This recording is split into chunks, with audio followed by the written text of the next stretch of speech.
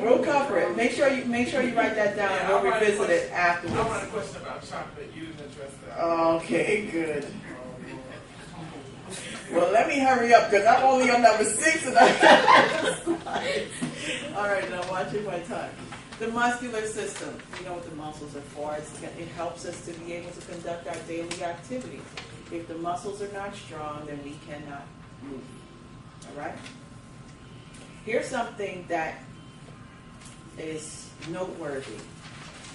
If a person, let's say, has a family history of osteoporosis, number one, check to make sure that you're not carrying on the habits of your people that came before you. A lot of times people tend to mix up hereditary traits, which is in the DNA, versus hereditary habits. Okay? If you're still carrying on the habits, then more than likely the person will end up with the problem. But a lot of times if you change those habits, you will see a difference in the problem. All right? But if a person has a history of osteoporosis, let's say, for example, so that's the weakness in the bones. Actually, it's a decrease in bone density. If a person does resistance training, you work on the muscles. Now, keep this in mind. If the person has osteoporosis, I'm not saying to go and bench 350 pounds. I'm not saying that. I'm saying resistance, okay? So start off with the resistance bands, okay, and work the muscles, because there is something known as Wolff's Law, which means any area that has additional stress, the body will respond by laying down bone.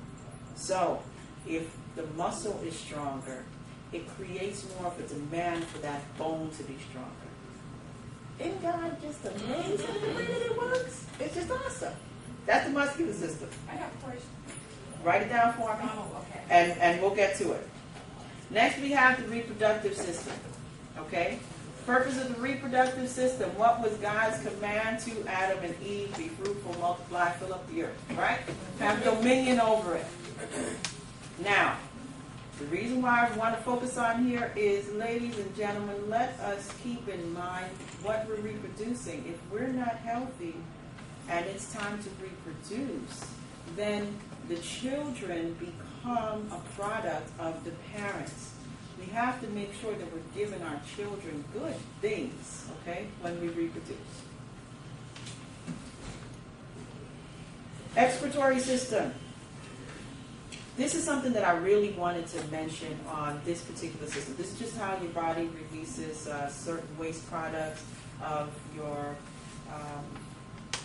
metabolic processes. So the body is making energy and so forth. It produces waste products. Your body has to release it. All right?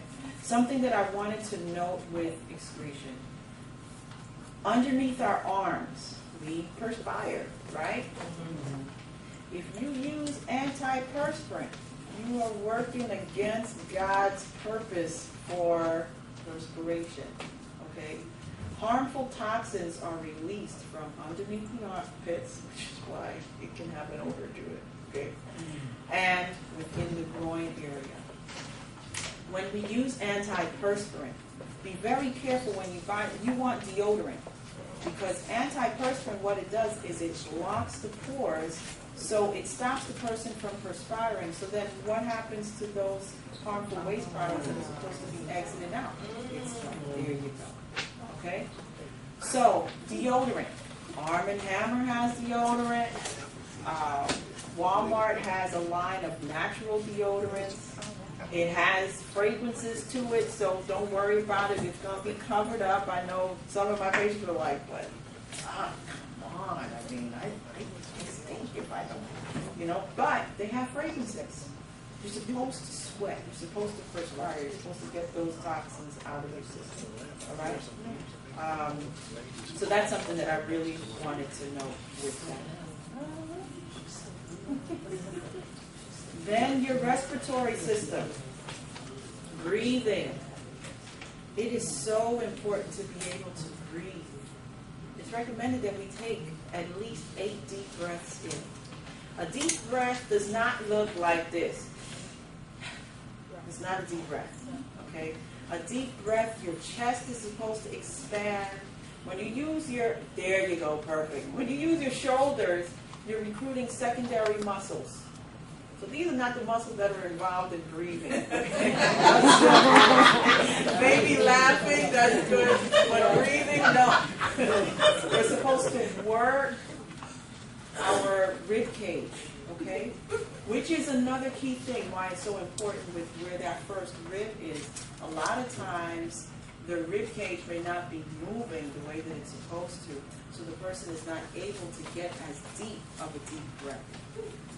I want you to do this exercise when you get home also with the respiratory system. A lot of times, I'm a chiropractor, so posture is very important to me. Okay?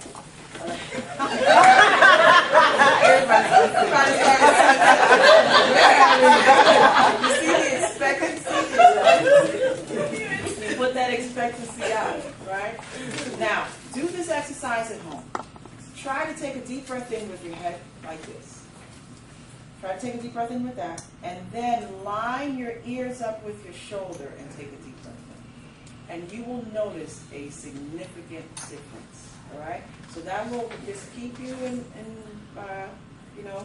making sure that you maintain your posture. You want your ears to line up with your shoulder. Respiration, very important.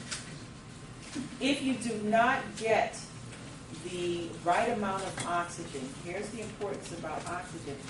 In our cells making, and I'm kind of jumping ahead of myself here, when our cells make ATP, which is our energy, oxygen is the last proton acceptor.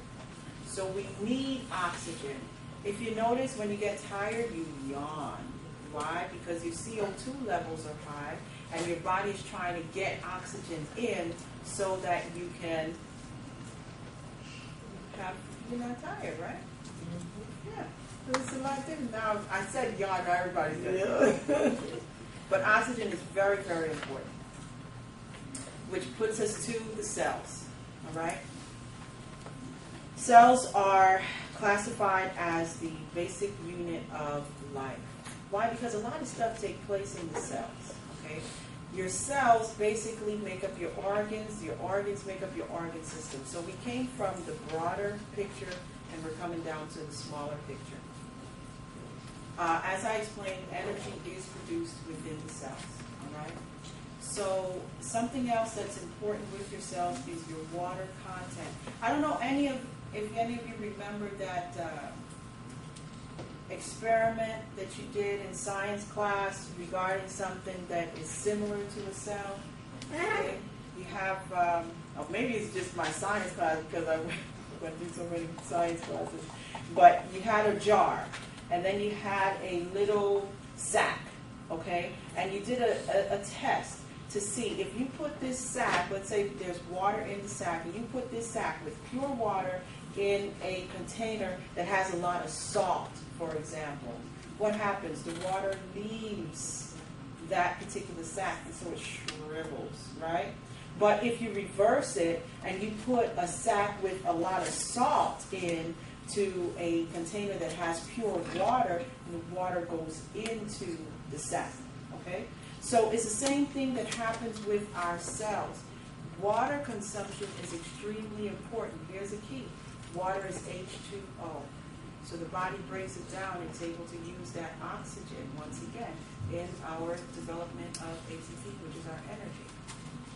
There's actually studies that have been done that link the level of water that's within a person's body compared to their likelihood of getting cancer.